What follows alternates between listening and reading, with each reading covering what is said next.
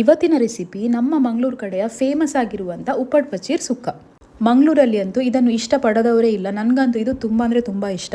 ಈ ಹಲಸಿನ ಕಾಯಿಯ ಸೊಳೆ ಇರ್ತದಲ್ಲ, ಇದನ್ನು ಉಪ್ಪಿನಲ್ಲಿ ಹಾಕಿ ಉಂಟಲ್ಲ 1 ವರ್ಷದವರೆಗೆ ಸ್ಟೋರ್ ಮಾಡಿಟ್ಕೊಳ್ಳೋದು. ನಮಗೆ ಯಾವಾಗ ಬೇಕೋ ಆಗ ತೆಗೆದು ಇದನ್ನು ಸುಕ್ಕ ಮಾಡಿಕೊಳ್ಳುವಂಥದ್ದು.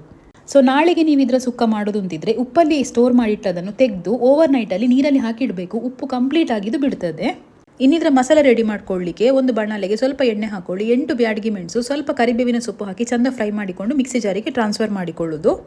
ಇನ್ನಿದಕ್ಕೆ ಒಂದು 2.5 ಸ್ಪೂನಷ್ಟು ಹಸಿ ಕೊತ್ತಂಬರಿ, 1 ಸ್ಪೂನಷ್ಟು ಹಸಿ ಜೀರಿಗೆ, ಒಂದು 8 ಎಸ್ಲು ಬೆಳ್ಳುಳ್ಳಿ, ಚಿಟಿಗೆ ಅರಶಿನ ಇದಿಷ್ಟನ್ನು ಫಸ್ಟಿಗೆ ಗ್ರೈಂಡ್ ಮಾಡಿಕೊಳ್ಳುವ. ನೀರು ಹಾಕ್ಲಿಕ್ಕಿಲ್ಲ.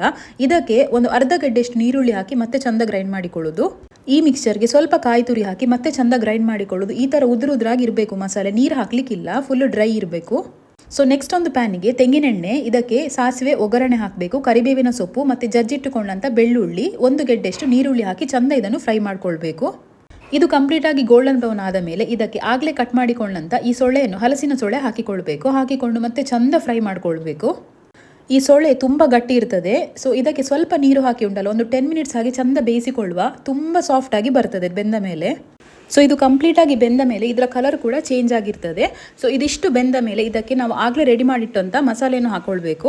ಇದು ಬೇಯ್ತಾ ಇರುವಾಗಲೇ ನಾವು ಆಗಲೇ ಹಾಕಿಕೊಂಡಂಥ ನೀರು ಆರಿರ್ತದೆ. ಸೊ ಇದು ತುಂಬ ಉದುರಾಗಿ ಬರಬೇಕು. ನಮ್ಮ ಕಡೆ ಎಲ್ಲ ಉಂಟಲ್ಲ, ಗಂಜಿ ಇದ್ರೆ ಉಂಟಲ್ಲ, ಇದೊಂದು ಒಳ್ಳೆ ಕಾಂಬಿನೇಷನ್ ಇದೆ. ಗಂಜಿ ಮತ್ತು ಉಪ್ಪಟ್ಟು ಬಚ್ಚೀರ್ ನಮ್ಮ ಕಡೆ ಅಂತೂ ಎಲ್ಲರಿಗೆ ತುಂಬ ಫೇವ್ರೇಟ್. ಈ ರೆಸಿಪಿ ಒಂದ್ಸಲ ಟ್ರೈ ಮಾಡಿ ನೋಡಿ.